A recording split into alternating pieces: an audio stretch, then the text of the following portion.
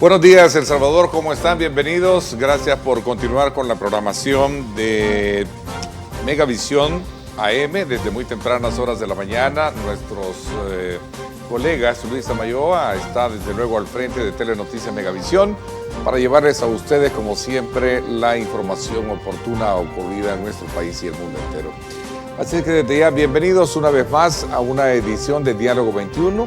Continuamos haciendo un examen particularmente de candidaturas, partidos políticos frente al escenario electoral y sobre todo también el pasado domingo se tuvo la inscripción en el Tribunal Supremo Electoral de José Andrés Hernández, candidato a alcalde de San Salvador Centro por el Partido Demócrata Cristiano, y a quien hemos invitado este día precisamente para conocer cuál es la perspectiva, la propuesta y su análisis que hace con relación a los desafíos que se tienen en este nuevo escenario en el cual se mueve el tema de los municipios junto con distritos, de los cuales San Salvador Centro le corresponde varios de ellos.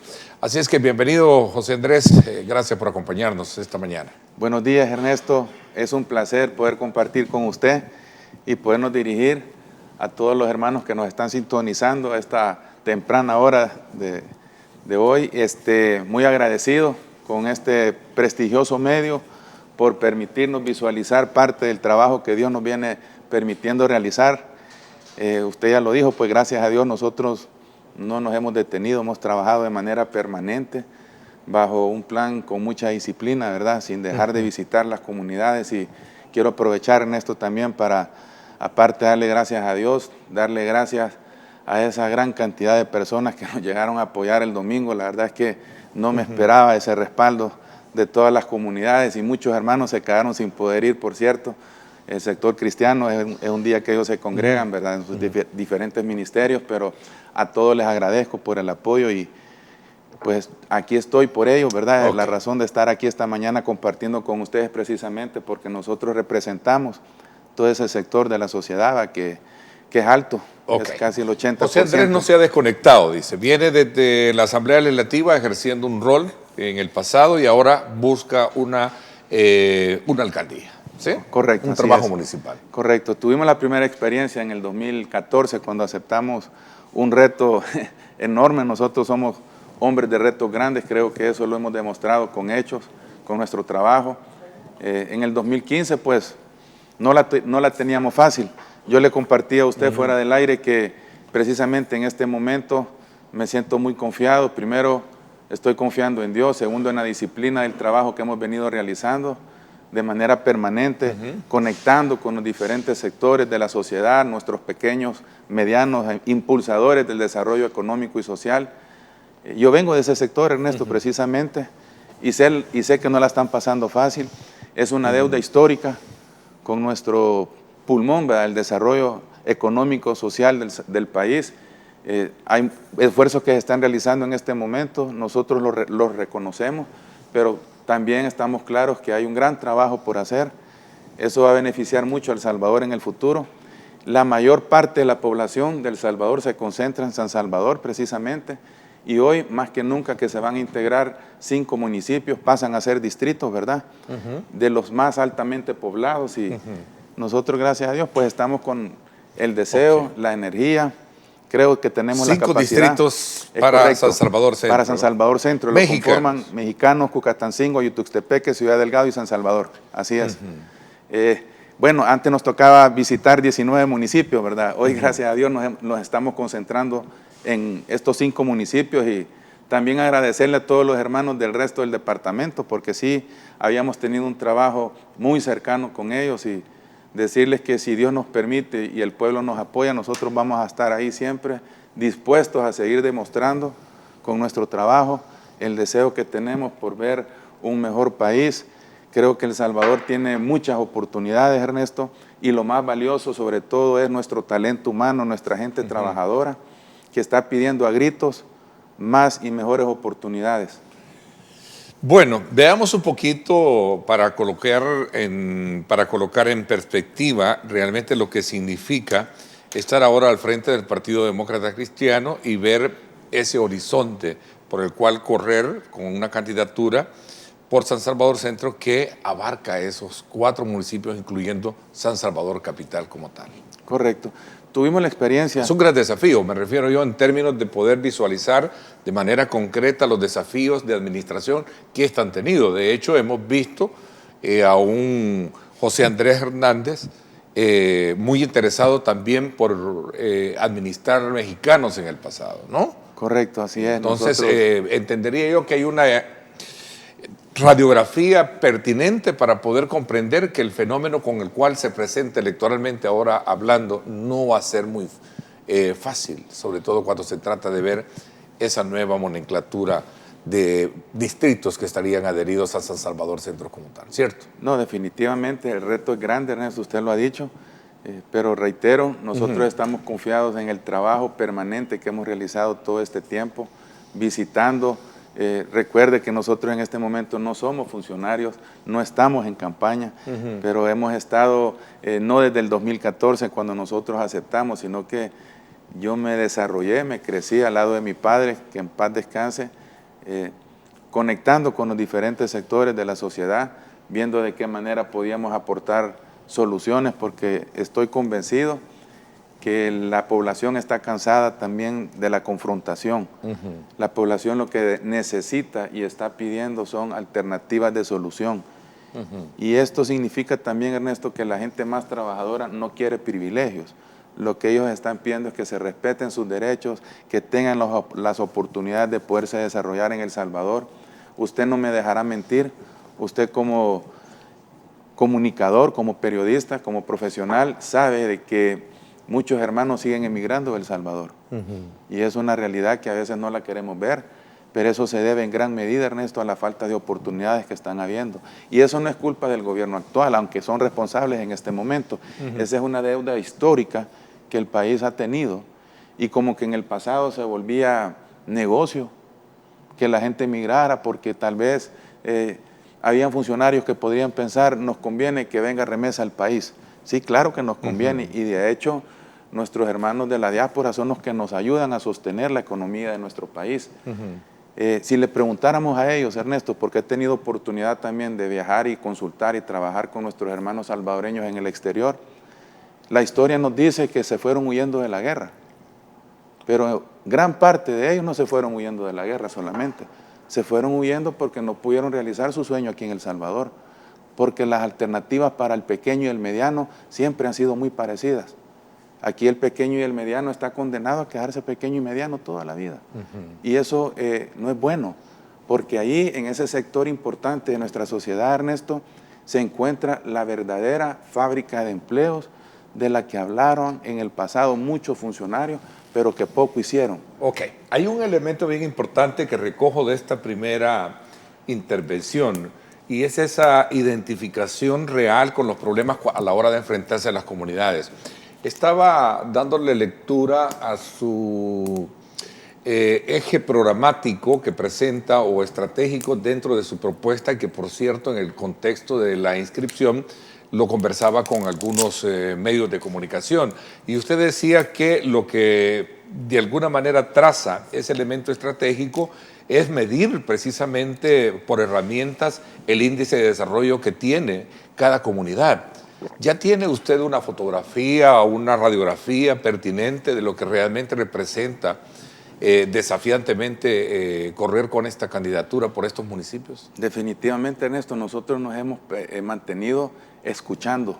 Yo no estoy esperando llegar a ser alcalde para resolver los problemas de San Salvador Centro. ¿Ya los conoce in situ? Los conocemos de primera mano, porque es triste, en el pasado los alcaldes han sido alcaldes ausentes. Durante mi gestión como concejal en Mexicanos, me atrevería a decir que nosotros zapateamos más el municipio que el alcalde de ese momento. De hecho, para honra y gloria de Dios, y lo digo con mucha humildad, yo no vivo de la política. Todo lo que yo percibí en mis dietas como concejal y como diputado, mi salario y todo eso y más, fue trasladado en obras a las diferentes comunidades. Y les soy honesto, cuando uno está ahí escuchando tanta necesidad, uno quisiera hacer mucho más.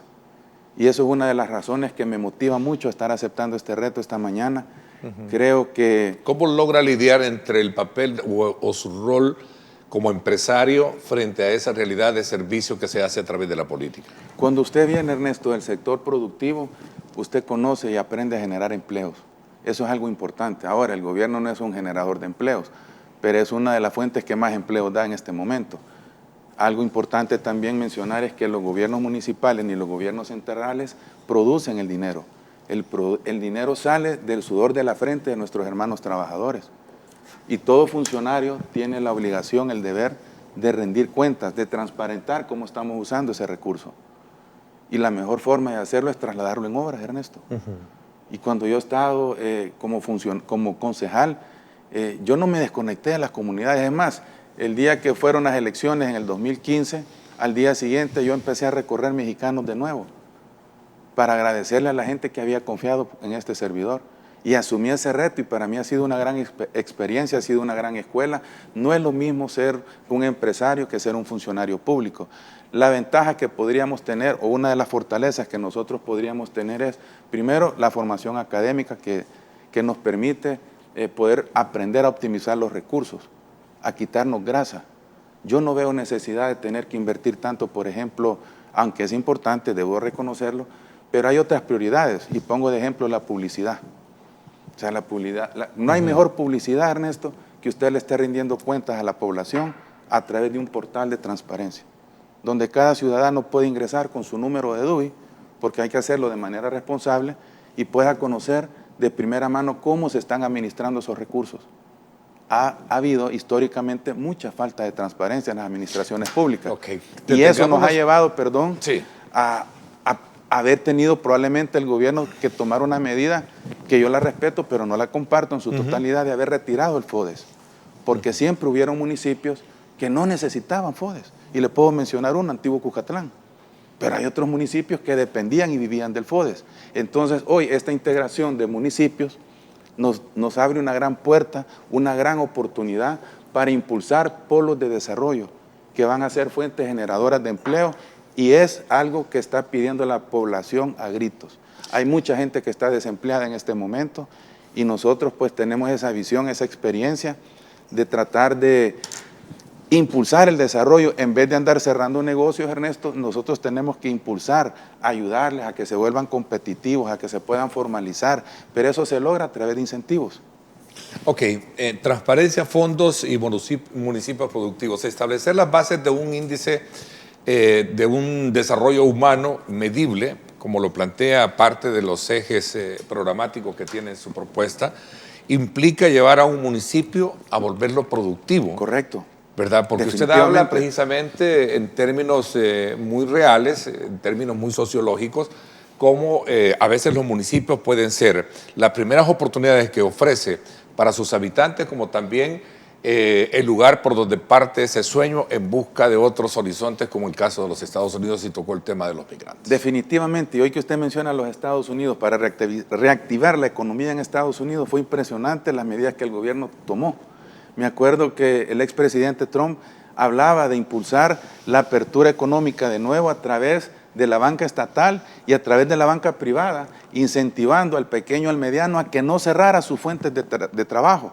Imagínense, o sea, es decir, vamos a darle financiamientos a través de la banca estatal y vamos a poner a la banca privada a competir, dándole una tasa de interés del 1, del 2, del 3 y en muchos casos hasta del 0%.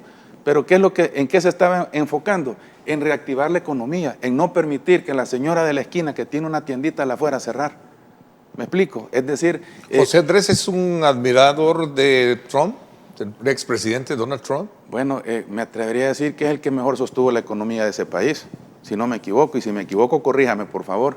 Al principio, les soy honesto, no simpatizaba mucho con él, pero me impresionó mucho cuando él ganó las elecciones. En aquel momento, una de las primeras reuniones que él realizó fue con el sector cristiano, diferentes denominaciones cristianas, y me impresionó mucho ver a rabinos, pastores, incluso un sacerdote, si no me equivoco, orando a la hora que él iba a tomar posesión. Eso me mandó una buena señal y la verdad es que el desempeño que él tuvo no fue nada malo. Creo que él se alteraba demasiado, pero nunca provocó guerras, al contrario. Creo que en el periodo de él no hubo ninguna guerra, si no me equivoco, o ningún inicio de guerra, mejor dicho. Entonces, en ese sentido sí lo admiro y lo respeto mucho. Era solamente un ítem para poder comprender muy bien a esa visión que usted quiere plantear esta mañana de cara a mostrar realmente en qué consiste su candidatura. José Andrés, San Salvador es una ciudad, es cosmopolita con muchas complejidades y también con muchos elementos que hoy en día han sido remozados, ¿no? Tenemos a un centro histórico que representa, digamos, un atractivo muy importante y otros elementos que desde luego están ahí presentes. ¿Cómo piensa de alguna manera convencer a los capitalinos, convencer a San Salvador Centro con el resto de municipios que usted es una buena alternativa para poder administrar San Salvador Centro? Le voy a poner un ejemplo. Para las personas que conocen a este servidor, incluyéndolo usted conoce la historia del rubro que yo represento, el sector agroindustrial, agroalimentario del cual yo vengo. Nosotros, Ernesto, fuimos duramente golpeados en los últimos 20 años. Los gobiernos de ese momento no pensaron en ayudarle al pequeño y al mediano. Pensaron en hacer más fuerte a los grandes, lo cual no está mal. Pero usted no puede legislar, gobernar, ayudarle al grande para que aplaste al pequeño y al mediano. Al contrario, usted debe de incentivar y generar las condiciones para que el pequeño, el mediano, el soñador pueda emprender, pueda certificarse y pueda saltar a ser mediano, y que nuestros medianos realicen su sueño de volverse grandes, y también que nuestros grandes empresarios, nuestros grandes sectores productivos puedan volverse transnacionales y ya no competir a nivel nacional, sino que a nivel transnacional, que El Salvador vuelva a ser aquel exportador de café, Ernesto, por ejemplo, en la época de los 80, abajo de las balas, El Salvador era uno de los principales exportadores de café del mundo y productores. Hoy por hoy somos el productor más pequeño en la región. ¿Y sabe qué es lo más triste? Y esto va a enlazar con la conversación que estamos teniendo precisamente sobre todo lo que debemos de hacer en San Salvador Centro, que el talento más valioso es el recurso más valioso es el talento humano. Y todos nuestros caficultores, todos nuestros técnicos en caficultura están asesorando a nuestros países vecinos. Y hoy El Salvador ya no es el mayor exportador de café, Ernesto. Son los países vecinos nuestros, lo cual a mí me alegra mucho, pero me entristece. ¿Por qué dejamos ir nuestro talento humano? En nuestras comunidades hay mucho talento humano. ¿Se puede volver San Salvador productivo, como lo dice su propuesta, tomando como punto de referencia la parte de sostenibilidad fiscal? Creo que ese es el Ahí estamos entrando al mejor tema, Ernesto. Qué bueno que usted tocó ese tema. Yo quería aprovecharlo porque realmente todas las alcaldías en su mayoría están altamente endeudadas. Al recortar el FODES, por ejemplo, las alcaldías cometieron un grave error.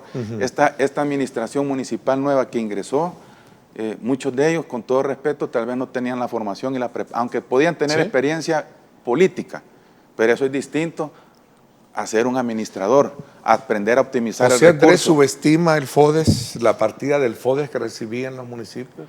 Yo le diré lo siguiente, yo hubiera estado de acuerdo en focalizar el FODES. Creo que el FODES en algún momento tendrá que volver. De alguna u otra manera va a ser necesario, pero por supuesto. ¿Ha sido un error eliminarlo entonces? Por completo sí, pero reitero, yo lo hubiera quitado, por ejemplo, para municipios que no lo necesitan, Ernesto. Le puedo poner de ejemplo nuevamente Antiguo Cuscatlán. Antiguo Cuscatlán, el tipo de población que habita Antiguo Cuscatlán realmente es una clase media alta. Hay muchos polos de desarrollo, tenemos el Plan de la Laguna, que es un polo de desarrollo industrial importante de nuestro país, centros comerciales, o sea, Antiguo Cuscatlán es autosostenible. No probablemente Cuscatancingo, Ayutuxtepeque, pero hoy con la integración de los municipios vemos una gran oportunidad para impulsar polos de desarrollo en esos sectores. Debemos de generar las condiciones. Le pongo un ejemplo, y a mí me encanta cuando usted me habla de autosostenibilidad. Es importante, nosotros debemos de trabajar de una manera disciplinada, pegada a un presupuesto. Yo no puedo asignar como la administración anterior de San Salvador, a la anterior a la actual en este momento. A mí me impresionó darme cuenta que el alcalde era mal asesorado. Y me solidarizo con él y su familia, porque él está pagando los platos rotos, Ernesto, pero yo me atrevo a decir que alrededor de él... Bueno, que el anterior a este era el actual presidente, sería el anterior. No, al anterior al que está ahorita, Ernesto Mason. Sí, Mason, por eso. Sí, correcto, sí. No es el presidente, perdón. No, Ernesto Mason, creo que su peor error fue haberse rodeado de gente que nunca le ayudó realmente a sacar la municipalidad adelante. Le asesoraban que se fueran de gira por Europa, por Dios, Ernesto, y no pagarle las prestaciones sociales a los hermanos trabajadores. Uno no puede jugar con eso. Y yo me atrevo a decir que tal vez esa no era la intención de él, porque algo lo aprendí a conocer. Él era un hombre bastante humano, pero rodeado de gente incapaz. Y lamentablemente ese tipo de personas pues siempre van a seguir existiendo. Por eso nosotros hemos conformado un equipo muy disciplinario, Ernesto, gente que está comprometida, que tiene espíritu de servicio, que lo ha demostrado y que ha trabajado a la par de este servidor, no desde este momento. Le puedo mencionar, dentro del consejo nuestro van personas que han zapateado todo el departamento desde antes que yo empezara Entonces, ¿sí puede haber desarrollo? Por supuesto que puede haber desarrollo. Y sin necesidad de tener esos recursos que eran parte de una partida, formaban parte de la partida presupuestaria. Hay que gestionar mucha ayuda, eso es importante. La ayuda internacional es importante asegurarnos, y yo le mando un mensaje a los países amigos de El Salvador.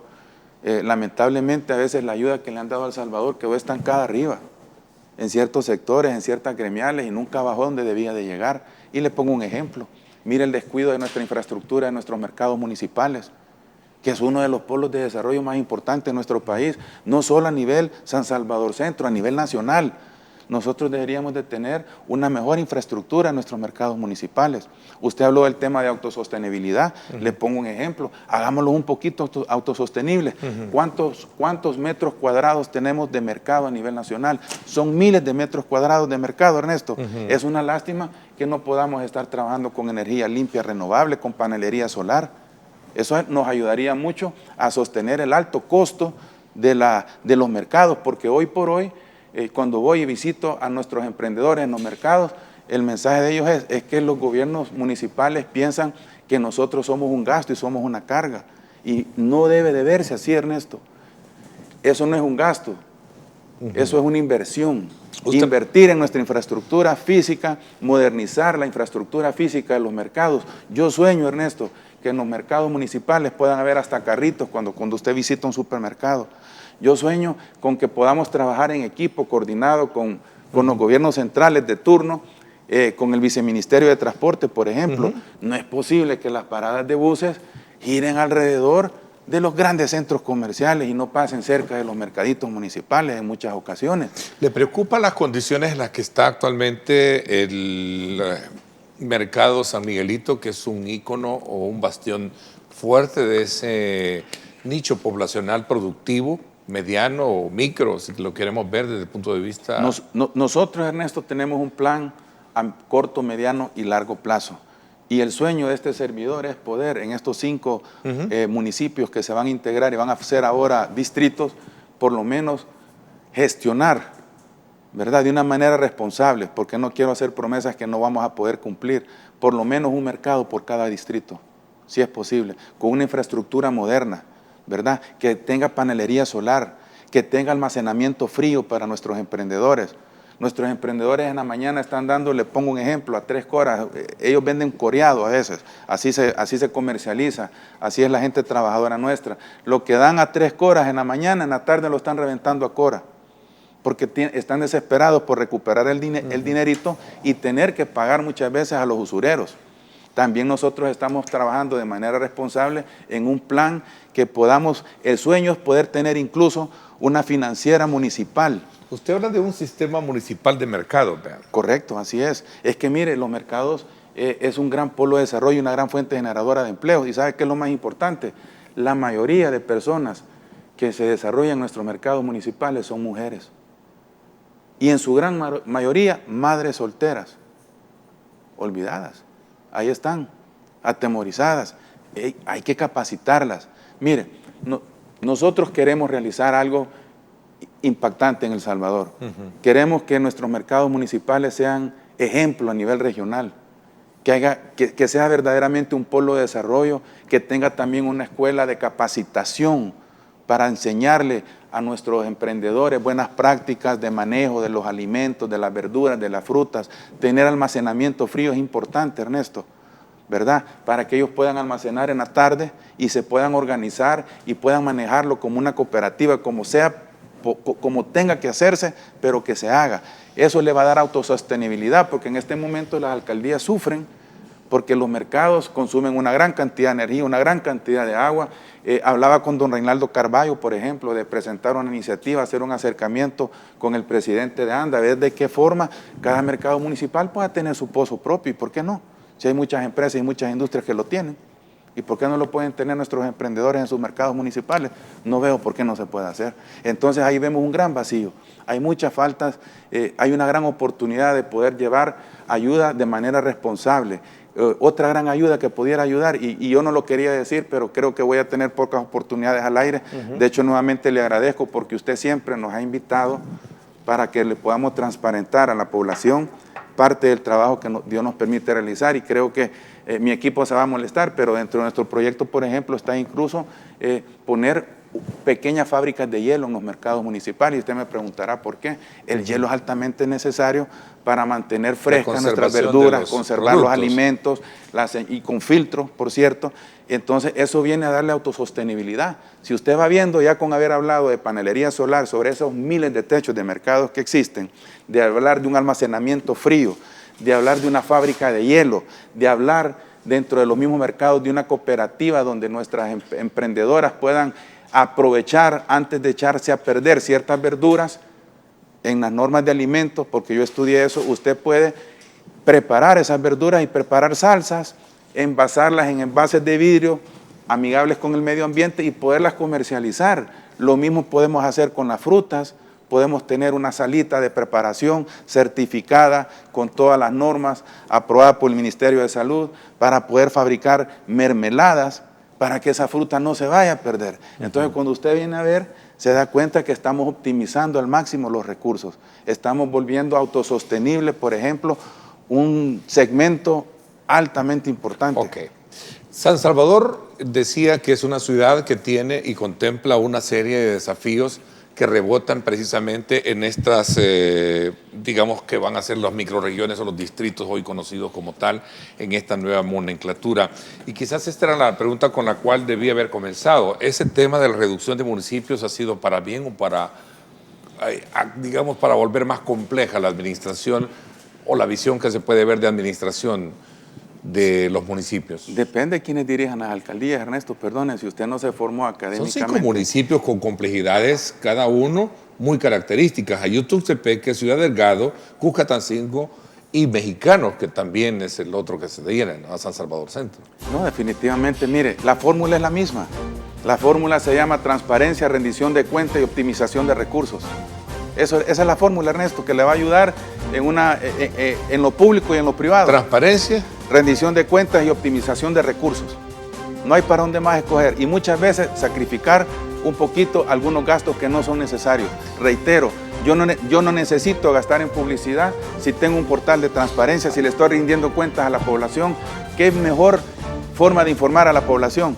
De tener un espacio con ustedes de vez en cuando para venir a rendir cuentas al pueblo. O sea, claro, los espacios hay muchas oportunidades donde tenemos que focalizar el recurso. Ok, los espacios están abiertos para poder de alguna manera cumplir con la misión que tiene esta empresa de comunicaciones pluralista, en la que concurren las diferentes formas de pensamiento y de ideología, ¿verdad? O como lo hemos estado haciendo con el resto de partidos políticos.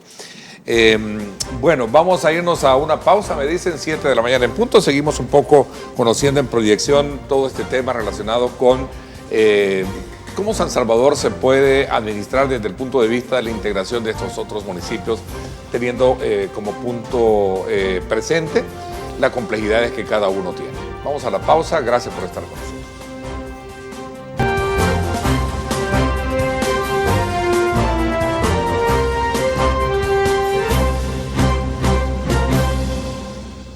Bueno, gracias nuevamente por estar con nosotros a esta hora de la mañana. Continuamos conversando con el candidato a alcalde de San Salvador Centro por el Partido Demócrata Cristiano, José Andrés Hernández, y hablábamos precisamente sobre su visión de cómo ve San Salvador Centro, que contempla 4 municipios más, como es el caso de Ayutuxtepeque, Ciudad Delgado, Cucatancingo y Mexicanos. Y cada uno, a partir de las complejidades que tiene, representa un reto muy desafiante. Por eso decía en el bloque anterior, creo que el primer punto de partida es saber cómo administrar. Usted me decía 3 enfoques. Uno, transparencia, eficiencia, y el otro era rendición de cuentas, y optimización, ¿no?, de recursos. Y optimización de recursos. ¿Sí? Es que si usted aplica esa fórmula, Ernesto, difícilmente va a tener de alguna forma poder sacar adelante cualquier municipio. Es parecido en el sector privado, Ernesto, perdón. ¿No ve un camino más complejo electoralmente? Ahora entremos a la parte electoral para poder ser competitivo en esta carrera, sobre todo cuando se trata de recoger también como insumo la opinión que han tenido algunos críticos de este nuevo modelo que se ha venido a implementar, ¿no?, en la cual trazan elementos críticos para poder sostener que esto vuelve más compleja la carrera electoral, por consecuencia también buscando un objetivo en la parte oficial de querer concentrar más el poder. ¿Qué piensa usted al respecto? No, yo estoy contento, yo veo una gran oportunidad de poder ganar la alcaldía de San Salvador Centro. Estoy claro, yo tengo los pies en la tierra, Ernesto. Las marcas, la marca del gobierno es fuerte en este momento, pero también nosotros no le apostamos solo a la marca del vehículo, sino que al piloto.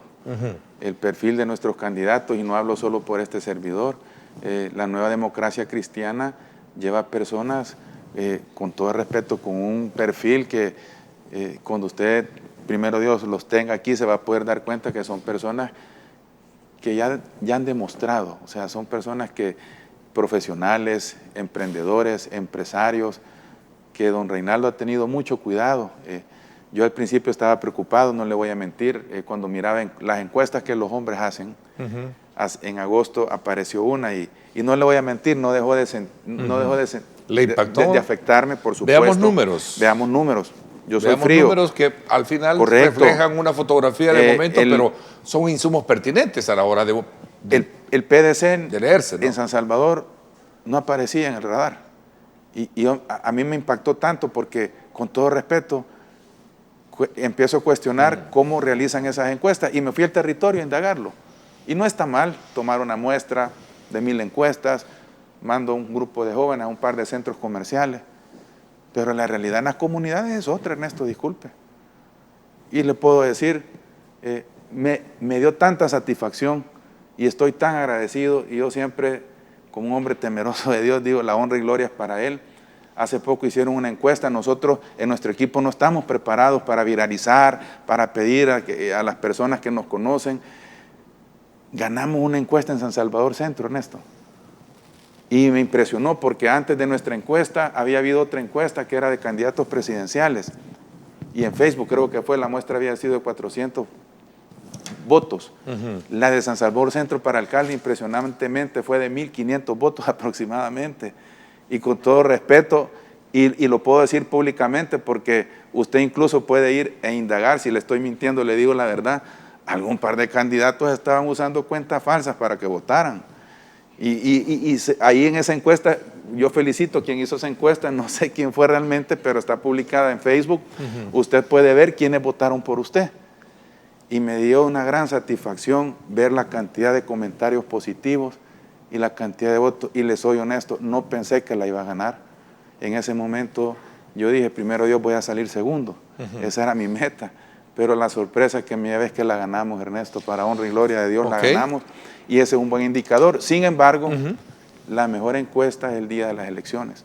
Y el mejor termómetro se llama ir a las comunidades y conocer la realidad.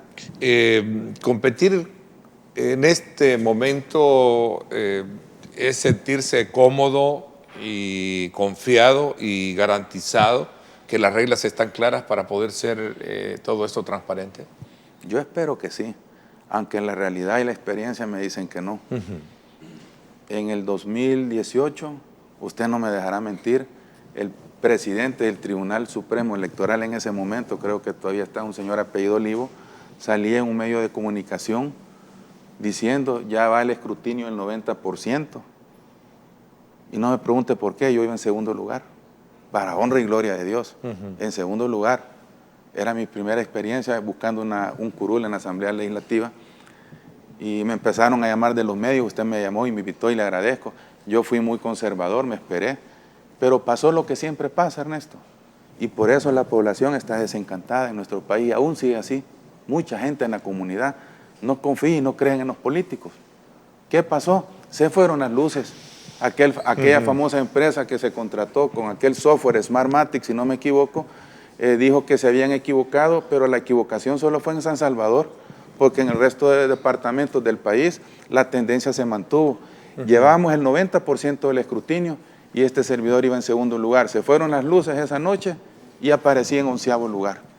Nunca dieron una explicación. Hasta el día de hoy cobraron su cheque y se fue la empresa. ¿Qué pasa en el 2024, en el 2021? 21, perdón, sí, no me quiero confundir. En el 2021 ganamos las internas en primer lugar en Arena.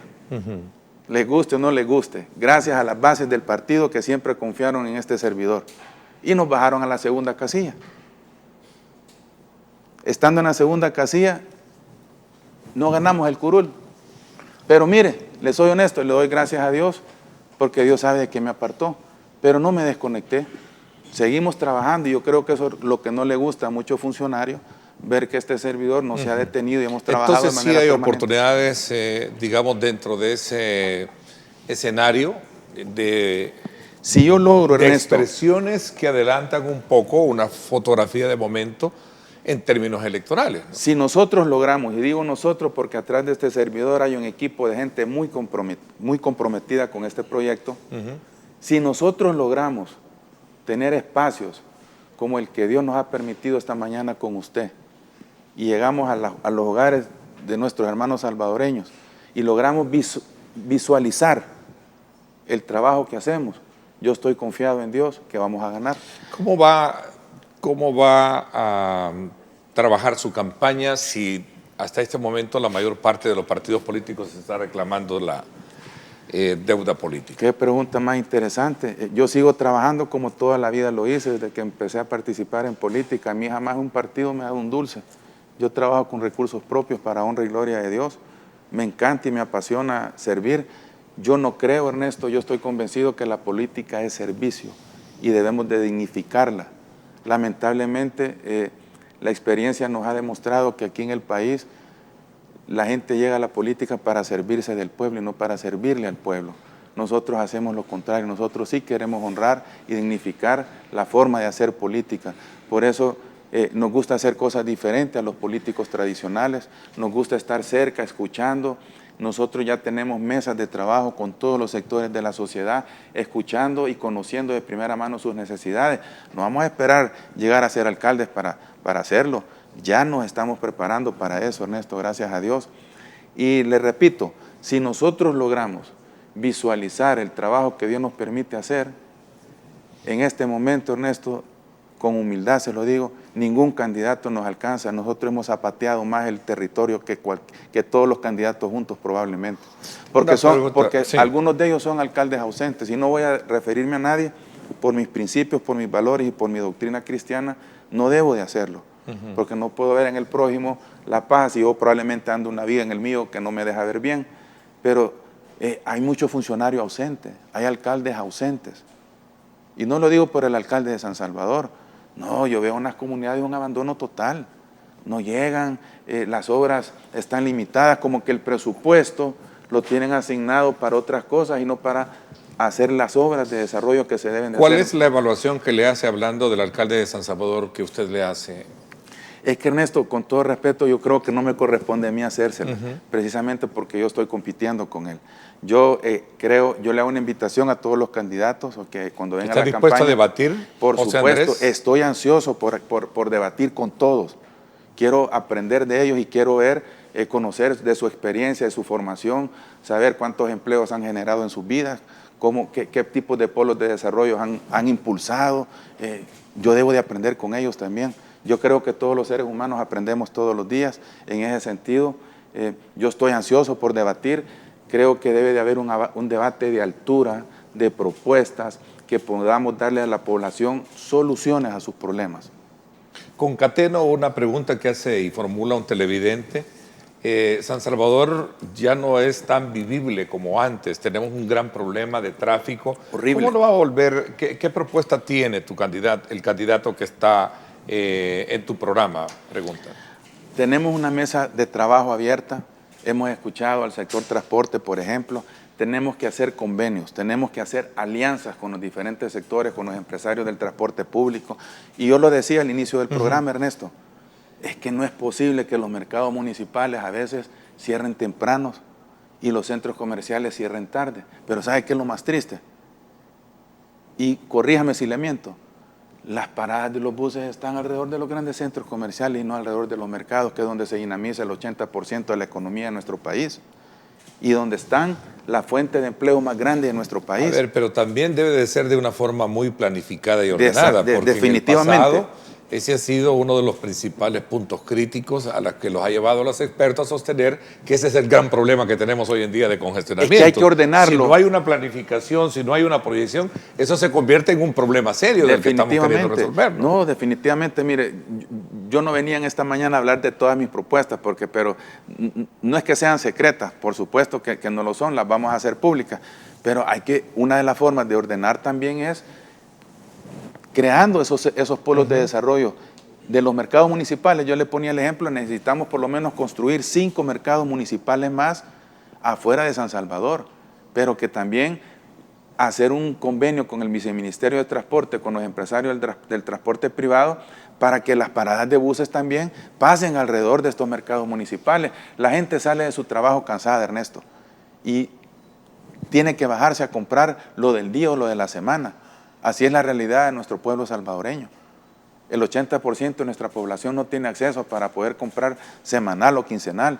Van comprando lo del día a día muchas veces. ¿Qué piensa, en honor al tiempo? Me dice que no ha venido a hablar de muchos temas, pero sí necesito de alguna manera aprovecharlo, que está acá. ¿Qué piensa José Andrés de la DOM, de la Dirección de Obras Municipales? Que es un niño que acaba de nacer y que todos queremos que corra. ¿Está funcionando a su criterio en su lectura como debería de ser? Reconozco que hay un esfuerzo atrás de eso, pero hay mucho más por hacer, Ernesto. Hay mucho más por hacer. Haberlo centralizado fue una buena forma de evitar el robo que existía en el pasado. Pero para eso deben de haber leyes fuertes que castiguen a los funcionarios que usen los recursos del pueblo para otro tipo de cosas. Si nosotros aplicamos la ley y si nosotros focalizamos bien el FODES en los municipios que más lo necesitan, creo que el FODES debería de evaluarse que regrese. Ok, José Andrés, me dio mucho gusto tener una primera aproximación de la visión que usted plantea en este nuevo reto que se le ha presentado de correr como candidato a San Salvador Centro con el Partido Demócrata Cristiano. Habrá más tiempo por delante para seguirlo haciendo. Muchísimas gracias, Ernesto. Un saludo a todos los hermanos que nos sintonizaron y nuevamente agradecerle a Dios la oportunidad y esperamos regresar pronto a este programa. Ok, hay alrededor de 57 empresas inspeccionadas, hablo de empresas tanto en diferentes rubros, las cuales representan un reto importante para el Ministerio de Trabajo en cuanto a su misión de inspeccionar y otros elementos importantes que tienen que ver con el derecho laboral. De estos y otros elementos lo hablamos con el Ministro de Trabajo cuando regresemos. Vamos a una pausa y regresamos. Gracias, quédese con nosotros.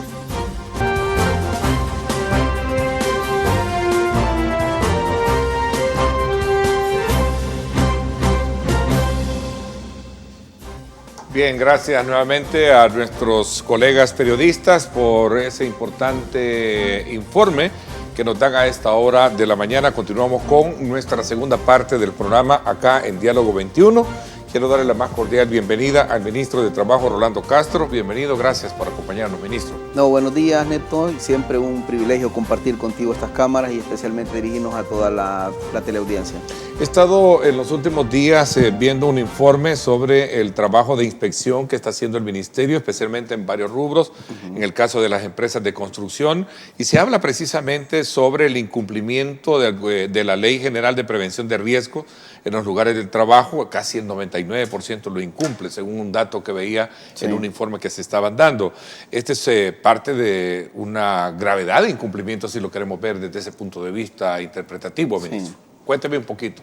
Sí, en el mes de octubre incluso fue una situación bien atípica, hubo un comportamiento de muchos accidentes laborales en las empresas de construcción y fallecieron incluso algunas personas. A raíz de eso, nosotros pusimos no el área de inspección, sino el área de seguridad ocupacional, que es la Dirección de Previsión Social, y la focalizamos directamente a esta área para ir a ver los niveles de riesgo que hemos encontrado.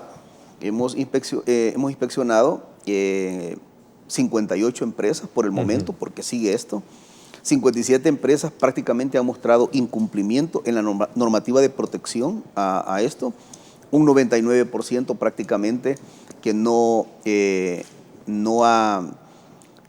garantiza las normas básicas de seguridad ocupacional, y el área de construcción genera un nivel de riesgo bastante fuerte.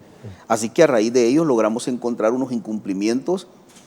No se brinda equipo de protección personal a los trabajadores a la actividad que realizan, equipos de trabajo en mal estado. Hemos encontrado andamios, Neto, donde literalmente es una tabla, pero una tabla incluso con un lazo. Los equipos de protección como los cinturones de seguridad de repente son unos lazos, no en buenas condiciones que tienen. Un error de seguridad ocupacional en un área de construcción puede ser una lesión muy grave para un trabajador, pero también puede ser incluso de carácter mortal, como las cosas que hemos visto, la pérdida de... Así que a raíz de eso hemos encontrado todos estos hallazgos y hemos puntualizado los hallazgos. Al final se les ha notificado ya en debida forma a estas empresas de construcción, y en la notificación que se les ha hecho se les ha dejado claro de que se ha puntualizado multa ya. Infracciones. Un proceso de multa, sí. Ministro, detengámonos un poquito allá. ¿Por qué hay incumplimientos? Muchas ¿No veces hay un temor, respeto a la ley? ¿O por lo que no se ha sido estricto en el pasado y creen que las cosas se mantienen como antes? ¿Cuál es la razón que usted puede interpretar? Yo creo que muchos empresarios y muchas empresas en este país, por minimizar costos, a veces tienen que sacrificar a trabajadores, y además de ello tiene que ver con lo que tú acabas de decir. Nunca ha habido una cultura de cumplimiento acá. En el Ministerio de Trabajo anteriormente se hacían llamadas telefónicas, y esas llamadas telefónicas eran las que resolvían de un empleador un problema que tuviera un trabajador o trabajadora. Se construyó en el país una cultura de impunidad laboral. O sea, acá el Estado, y especialmente el Ministerio de Trabajo, fue prácticamente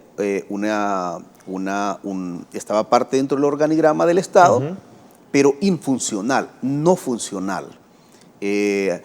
Los empleadores podrían minimizar costos sacrificando este tipo de cosas, y a cambio pues tenían la mano protectora de la impunidad laboral del Estado y especialmente del Ministerio de Trabajo.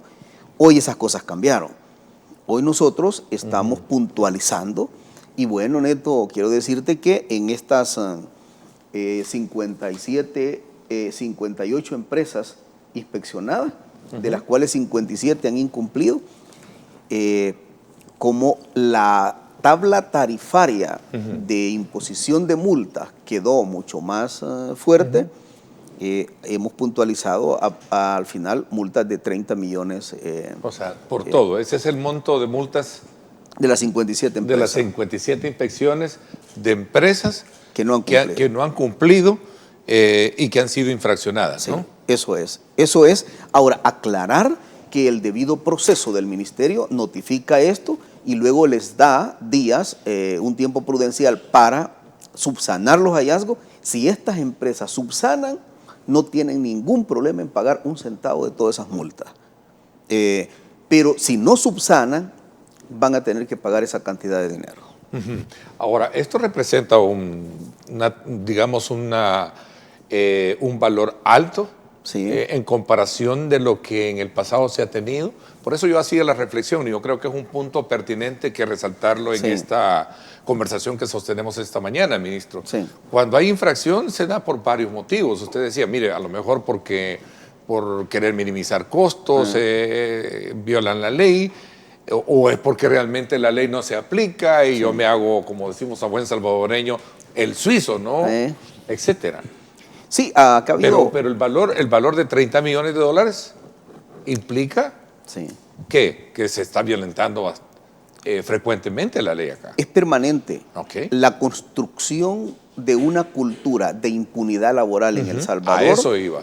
prácticamente ha sido de carácter ¿Es estructural. preocupante eso, ministro? Sumamente preocupante, y en el mes de octubre vimos cómo personas perdieron la vida. Yo siempre planteo lo siguiente, Neto. Un dueño de una empresa, un gerente general, un alto ejecutivo, cuando se despide en la mañana de su familia, ese alto ejecutivo, ese dueño de la empresa, su familia lo espera de regreso. En igualdad de condiciones, cuando un trabajador, sin importar cuál sea el cargo, hace lo mismo, también el trabajador lo espera a su familia. ¿Qué sucede en este país? Yo lo dije la vez pasada. En este país hoy hay un accidente laboral que termina con la vida de una persona, 24 horas es noticia. Pero este país es tan dinámico que después de 24 horas nadie se recuerda de él. Sin embargo, el ancla de la familia, el motor de la familia que servía para sacar a sus hijos adelante y a su familia, ahí terminó absolutamente todo. Cuando yo llegué al ministerio, hubo un accidente de una pluma que se cayó y fallecieron unas personas. Y cuando llegaron ahí, y me sorprendí que las viudas dijeron, no, ministro, si esto pasa casi cada mes, cada 2 meses. Lo que pasa es que nunca se había visibilizado. Y entonces ahí me quedé consternado cómo encontré el ministerio en el área de construcción, Neto. Una persona perdía la vida hoy por un accidente laboral, le entregaban $200 para los gastos de velación y $300 para el féretro, para comprar la caja, que comúnmente conocemos. Eso, $500, era el precio que tenía un trabajador con un accidente grave que terminara con la vida de él.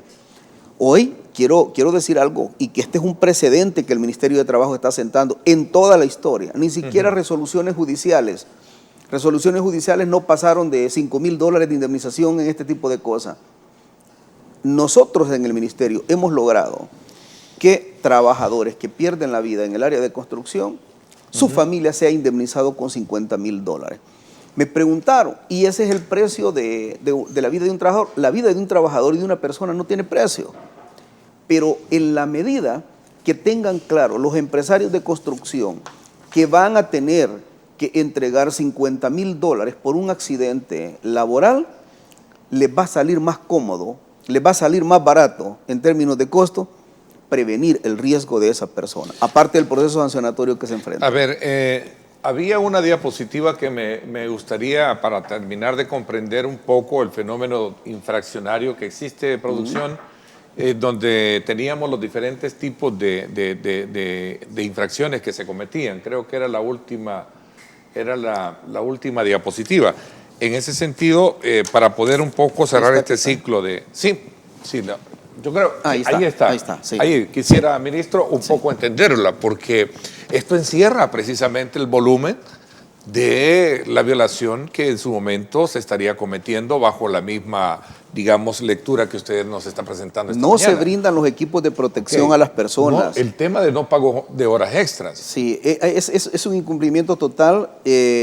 No se conforman en las empresas de seguridad, incluso los comités de seguridad ocupacional, que la conformación de los comités de seguridad ocupacional es el eje transversal para la protección de la vida de los trabajadores. Y el ley debe de tenerlo toda empresa, no necesariamente solo la empresa. Toda empresa, es ley. Y una cosa, Neto, nosotros hemos llegado a las empresas de construcción y de repente vemos correr a todo el mundo. Y cuando vemos correr salen en ese momento a ponerse los cascos. Y de repente cuando se ponen los cascos, el 30% se pone casco y el 70% no tiene casco. Y cuando digamos, ¿y qué sucede? Porque ahora que nosotros venimos se ponen el casco. Bueno, porque no han comprado cascos Ok. suficientes. También hay un poco de negligencia, O sea, si lo queremos hay individualizar también esto, sí, ¿no? hay una negligencia Sí. total. Y además de eso, siempre confiaron que la tapadera de la impunidad tenía que ser el Ministerio de Trabajo. Eso se ha terminado. No voy a negar que podrían haber todavía algunos funcionarios o trabajadores en el Ministerio de Trabajo que quieran favorecer a algunos empleadores, porque control del 100% uno nunca tiene. Pero en el momento que nosotros descubramos eso, no solamente sancionaríamos a una persona a nivel interno.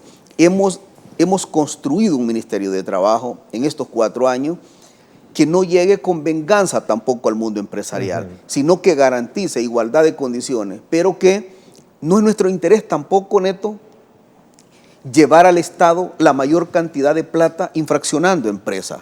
No ganamos de eso. El objetivo de nosotros es garantizar el derecho más elemental, que es el derecho a la vida de los trabajadores. Nosotros lo único que queremos es proteger la vida de los trabajadores. O sea, no es nuestro interés llevar plata al Estado multando empresas. No ganamos de eso. Nosotros ganamos de construir una cultura distinta, que ya no sea de impunidad laboral, que ya no sea de injusticia social para los trabajadores, sino que les llevemos exactamente el derecho más elemental, que es el derecho a la vida. Ok, quiero cerrar este ciclo de análisis del tema de inspección en este rubro, porque quiero pasar también a otro que tiene que ver con el tema de la seguridad privada, Sí. que es otro de los puntos que le he escuchado a usted mencionar y ser enfático en sostener que ya hay un problema serio, Sí. ¿verdad? Que hay que resolver, pero que hasta este momento no se ha resuelto. Desconoce, dice usted, las razones, pues en la Asamblea Legislativa hay una ley que entiendo todavía duerme el sueño de lo injusto. Y no digo de Sí. lo justo, sino de lo injusto, Sí. ¿no? A ver, solo cierro este ciclo. ¿Qué se está haciendo para revertir esta situación? Más allá de las infracciones. Estamos contentos. En el caso de la construcción, para cerrar el ciclo, porque movieron a pausa, Sí, creo. estamos Corríjame, contentos. producción. Estamos contentos porque hoy sí que vieron las multas ya frente a ellos. Hoy sí tomaron la decisión de subsanar. Entonces se están subsanando ahorita todas las prevenciones que nosotros hemos hecho. Y eso es lo que nos interesa. O sea, repito, no nos interesa ser coercitivo ni tener un brazo fuerte de poder para multar a las empresas ni a las instituciones. No es eso nuestro interés. Nuestro interés es garantizar la protección, tal como lo manda la ley, la protección y fundamentalmente el derecho a la vida a los trabajadores. Ok, vamos a ver, inspecciones también este mismo rol dentro del sector de la seguridad privada. Aquí hay multas, hay inspecciones, hay multas y todavía a la espera de la ley. Sí. Vámonos por el primero. Sí, vamos a ver, en el tema de la ley yo ya no he querido seguirlo tocando.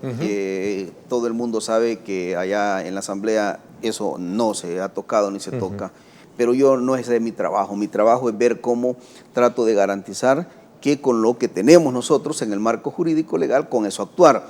Hemos hecho... Pero ¿cómo califica usted ese atraso que tiene en la Asamblea Legislativa? Deberá de ser una justificación que tendrán que decir los diputados en su momento. La última vez que conocí la versión de ellos es que dijo que estaba en estudio. A lo mejor todavía sigue en estudio. Pero estamos hablando de cuánto tiempo cuando usted la presentó, ya casi 3 años o cuánto tiene. Pero repito que quizás por sanidad, más que todo ahora en el tema político que el país atraviesa, yo lo dejo a que la población evalúe ese tipo de cosas. Y el caso mío como funcionario a nivel ejecutivo, digo, bueno, nosotros tenemos que hacer con lo que tengamos, con eso tenemos que trabajar. Entonces, Neto, hicimos inspecciones y encontramos exactamente no pago de horas extras, no pago de recargo por nocturnidad, incumplimiento de horarios laborales. Este sector, Neto, este sector prácticamente hay empresas que los tienen 72 horas trabajando de forma corrida. Y aparte de las 72 horas, si el guardia de seguridad de relevo no llegó, se sigue trabajando otras 72 horas. Estas personas no les permiten incluso ni siquiera tener lugares adecuados donde hagan sus necesidades fisiológicas. Pero estas personas, hemos encontrado empresas en estas inspecciones que les pagan el salario mínimo, los hacen trabajar horarios extendidos, extenuantes, y además de eso, no pagan nocturnidad, no pagan una hora extra, los obligan a cumplir horarios que no registra el Código de Trabajo. El Código de Trabajo dice 8 horas. Así que hoy los hemos multado y en el caso de estas empresas sí, ya no están en proceso de subsanación, como acabo de decir, el tema de la construcción. Estas no subsanaron y por lo tanto estas multas van y a ser ejecutadas de inmediato. Pero no se resuelve ahí el problema si no corrigen de inmediato los horarios. Los horarios tienen que ser corregidos de inmediato porque el marco legal así lo dice. Y quiero decir también lo siguiente. No es justo que hace más de 180 años los héroes y mártires de Chicago ofrendaron sus vidas por las 8 horas y todavía se sale los 1 de mayo a conmemorar ese día, y yo salgo incluso a conmemorar ese día, y hace 180 años se cambió ese rumbo de esclavitud de no las 8 horas y este sector sigue esclavizado. Hay que ser claro, este sector es un sector pudiente. El tema de las empresas de seguridad, primero fueron creadas con actores políticos, o sea, ahí tenemos exmilitares, exguerrilleros, comandantes manejando empresas de seguridad, y ahí tenemos que esta empresa desde que nacieron con blindaje político, y el blindaje político les ha permitido los niveles de impunidad laboral con estos trabajadores. ¿Sabías, Neto, que incluso en parte de las inspecciones hemos encontrado que dice que se les paga el salario mínimo? Del salario mínimo a veces les descuentan parte del equipo, armas, calzado, uniformes, etcétera. Y no solo eso, esto todavía estamos a punto de comprobarlo, porque se necesita una declaración jurada para proceder penalmente. Pero hay unas empresas que incluso les pagan el salario mínimo y después en efectivo incluso les regresan dinero a los empresarios para el tema de las prestaciones y no aparecer en planilla que están evadiendo. Esa es una situación muy delicada, injusta, no sé qué otro calificativo le puedo poner. De 196, 194 incumplen y solo dos cumplen. 2 encontramos de estas 196 Así de seguridad, 2 hemos encontrado que cumplen. Y paradójicamente es una empresa grande del área de construcción y también es una empresa muy pequeña. Y estos 2 son cumplidores. O sea, no significa el tamaño ni la dimensión de la empresa para cumplir. Estas empresas, como repito, Neto, si estas empresas han estado vinculadas a grupos de poder y estos grupos de poder han amenazado siempre y han tenido chantajeado a los trabajadores y siempre con el poder político no han permitido que el Ministerio de Trabajo actúe. ¿Todavía estarán bajo esa aura de protección político? Como no lo dudaría, pero lo que sí es cierto es que en el Ministerio de Trabajo no van a tomar decisiones ni van a mandar mientras nosotros estemos en el cargo. Mientras nosotros estemos en el cargo. Porque yo al único que obedezco una directriz y una orden es a una persona, que es el jefe que yo tengo en el marco de un gabinete de gobierno, y es el presidente Bukele. Y el presidente Bukele jamás ni nunca me ha dicho que desista de actuar en el marco de la justicia laboral. Así que eso no va a pasar, por lo menos, mientras nosotros estemos en el Ministerio de Trabajo. Ok. Me están pidiendo una pausa comercial, pero me llama la atención y quiero dejar este otro elemento porque después quiero pasar a hablar de otro tema, siempre relacionado con el papel que ustedes hacen de estar fiscalizando, es el tema de las alcaldías, el tema de los trabajadores municipales. Ministro, nuevamente, el 99% incumple la ley, o sea que la ley sigue siendo altamente ignorada, vulnerada, violada, violentada. Así ha sido toda la vida. Porque en el tema de la construcción lo era y en estas de seguridad también. Exactamente igual. Ha sido una cultura de impunidad laboral en El Salvador. Es increíble. No, voy a una pausa y regreso con más. No me cambies, 7:41. Gracias por estar con nosotros.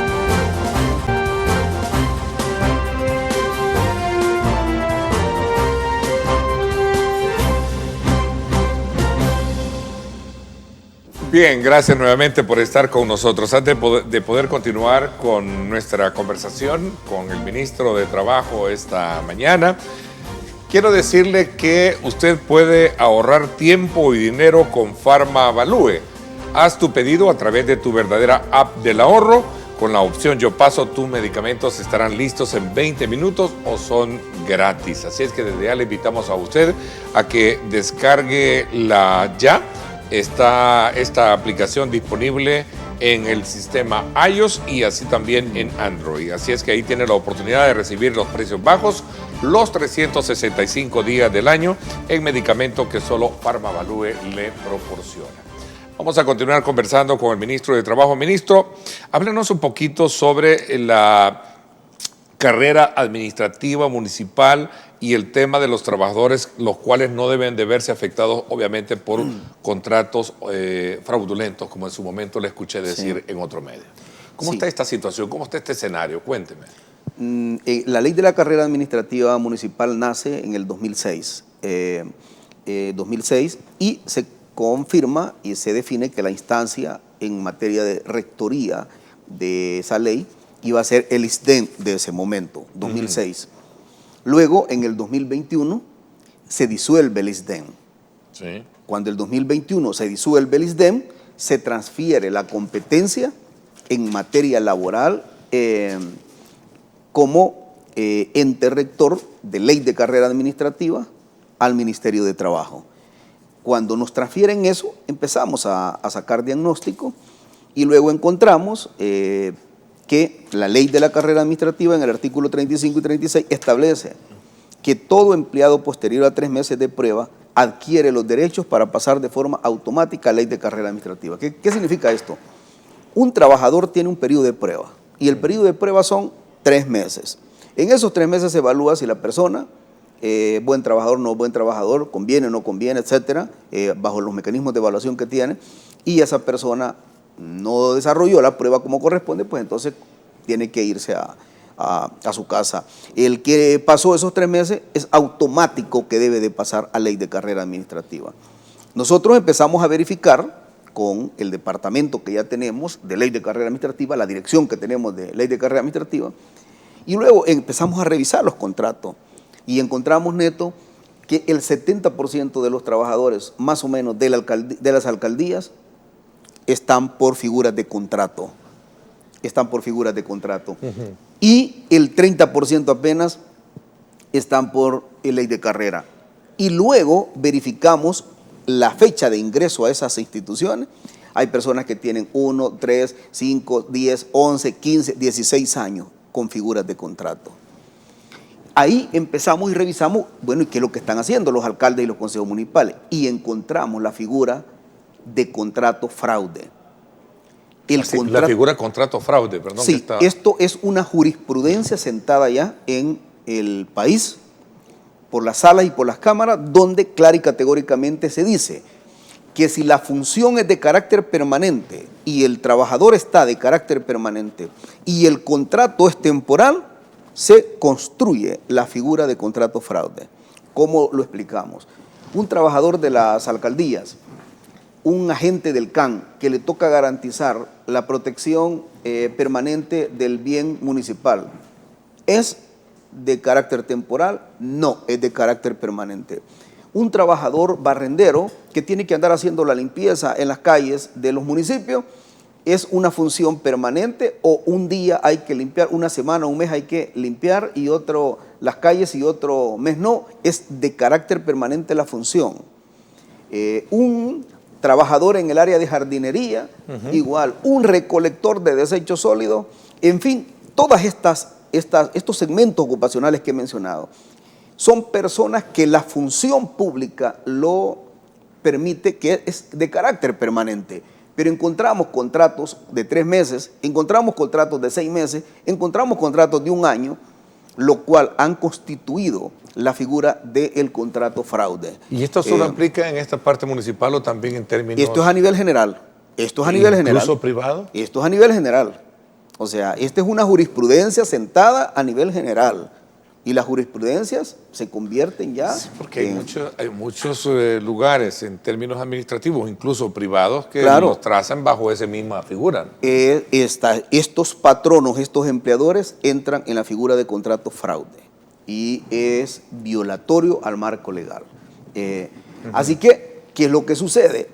Que el caso de los alcaldes y los consejos municipales que han estado jugando con esta figura porque les favorece en temas políticos, eso, ¿qué es lo que sucede? Ahorita ya inició la campaña, ahorita ya andan militantes de los diferentes partidos políticos.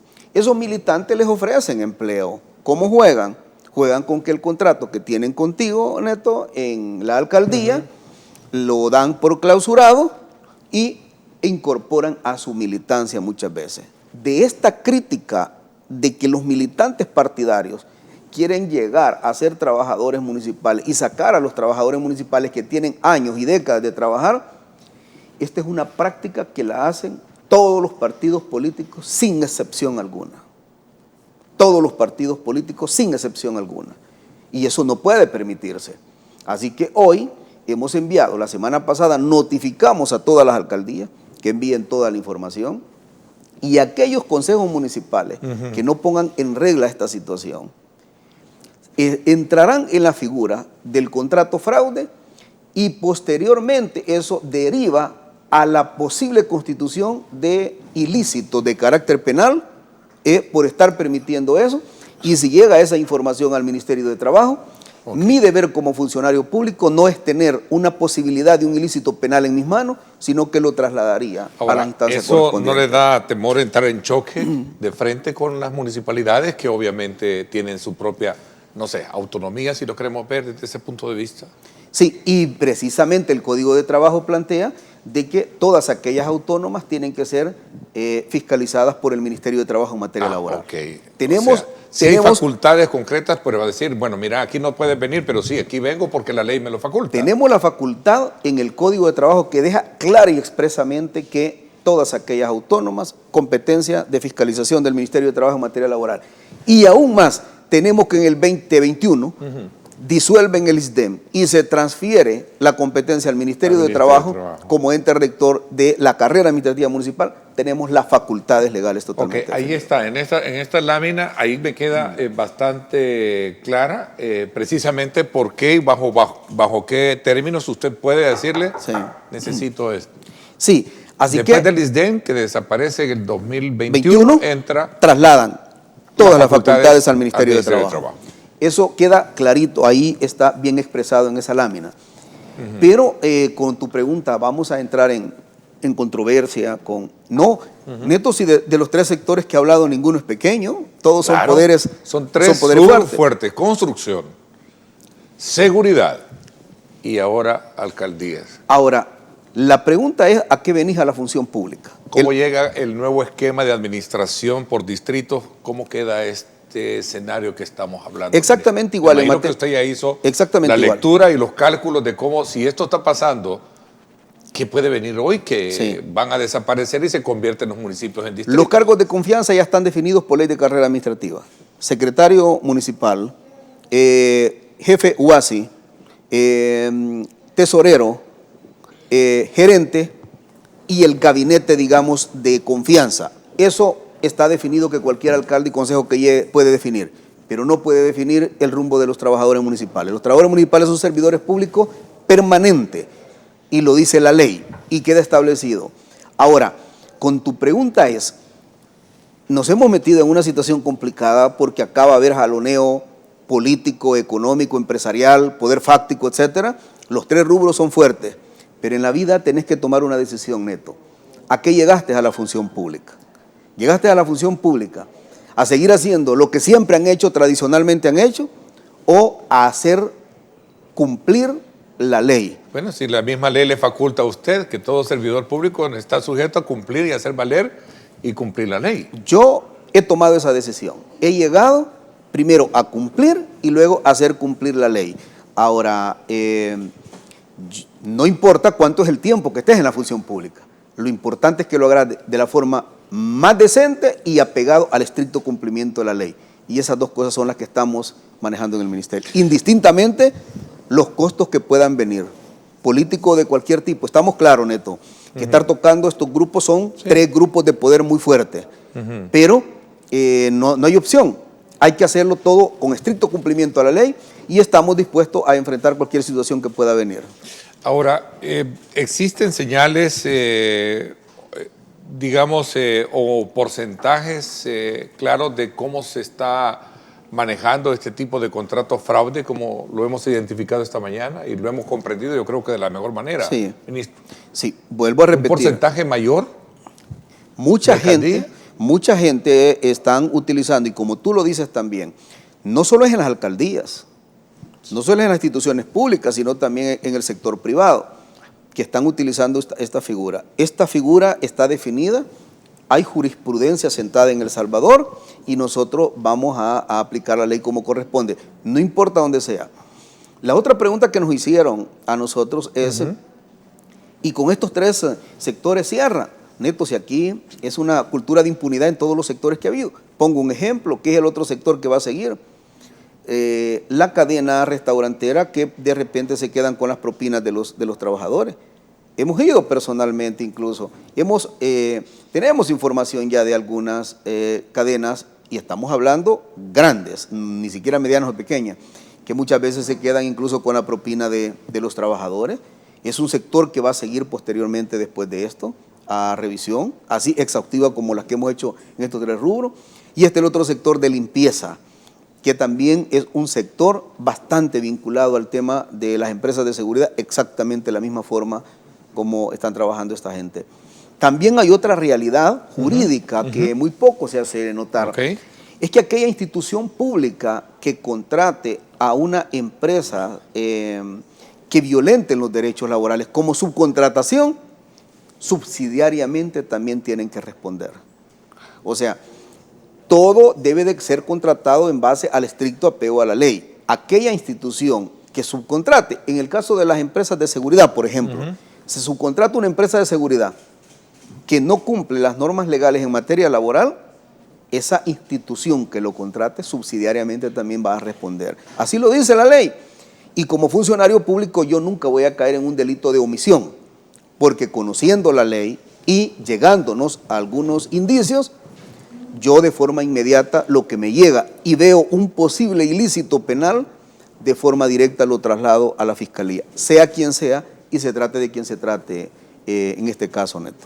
Ahora, bueno, ya para ir cerrando un poco el ciclo de esta lectura, son 3, como bien usted dice, rubros importantes. Sí.